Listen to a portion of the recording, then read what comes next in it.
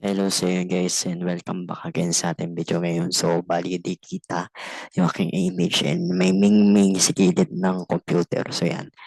Ayan. So, eto guys. So, I'll be teaching you how to create or how to link the data here.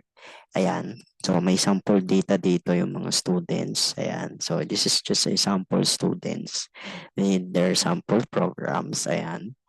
Tapos titingnan natin yung yung mode nila. So yan, may ways dito para kunin yung mode or yung unique dun sa data. So yan dito. Dito. Kasi hindi natin makukuha siya dito kasi ito is a name. So hindi makukuha yung unique dyan. Tapos, titingnan din natin yung count nila kung ilan yung data per unique sa lalabas dito sa may cell dito sa kabila. So, yan. Para ma-distinguish natin, ayan, expand natin yung C, then expand din natin yung D. So, yan dito is yung unique. Ayan, titignan natin na dito yung unique, tsaka dito yung count if, kung ilan yung result nito. So, yan. Ito gagawin nyo equals, yan na siya, yan na yan ang unique, type nyo lang, tapos yung array, ito, tapos yun, enter nyo na. Alabas sa dyan yung unique. Ibig sabihin, ito yung mga nauulit na data. Tapos, sa count if naman, equals, ito yung range. Type nyo count if. Then yung range dito. Tapos, kung ano yung sagot dito. So, halimbawa, ano nyo to. Kailangan quotation marks yun. Tapos, quotation marks. Kung ano yung nakalagay dito sa result ng unique. Ayan.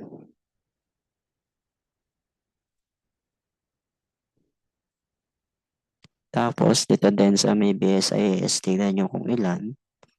Ika-count if nyo ulit.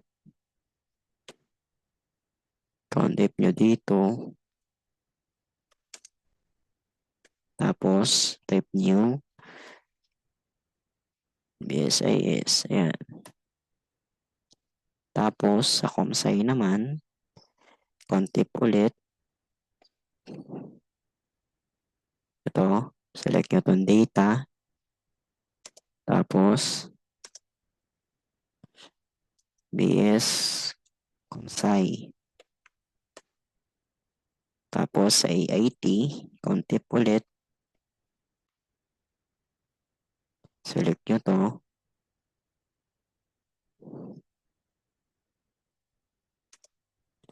Tapos, type nyo ulit sa quotation marks, AIT.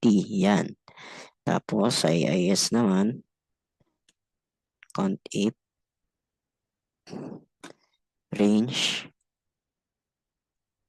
tapos comma, criteria, yung ibibigay na result. Type no, AIS. Kailangan mo yung kakalimutan yung quotation marks para hindi mag-error. Then, count if ulit.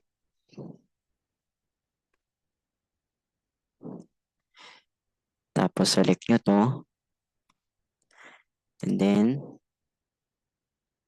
yung data, comping, or computer engineering. Tapos, ito. Yan. Tapos, sunod. Count if ulit.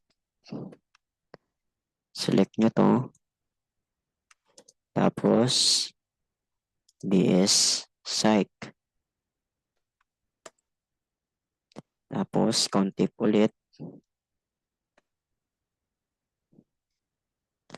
Select nyo to. Tapos,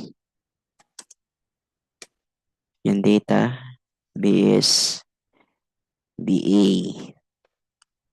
Ayan, tapos, enter. So, ito lang yung result ng count if para hindi na kayo manual na magka-count dito kung halimbawa is marami yung data nyo. So, yan. Diba, marami yan. Tapos, hindi na kayo manual na mag-count. So, yung count if, is may required na condition yan. Tataypin lang yung COUNTIP, tapos range, dun sa criteria, yun yung condition or yung return niya na bibilangin nung Excel. Tapos sa unique naman, pagka sinabing unique, yun yung data na nauulit dito or yung other sa mode. Ayun yung mga nauulit. Halimbawa is dito. Kaya lang, ang kaibahan lang nito sa mode is yung kung ano yung nauulit dito sa data na to is ibibigay din niya o kung ano yung unique, yung may data na unique talaga dun sa data na yun. So, yun lang guys. So, sana may natutunan kayo. And don't forget to like, share, and subscribe. Yun lang guys. And thanks for watching.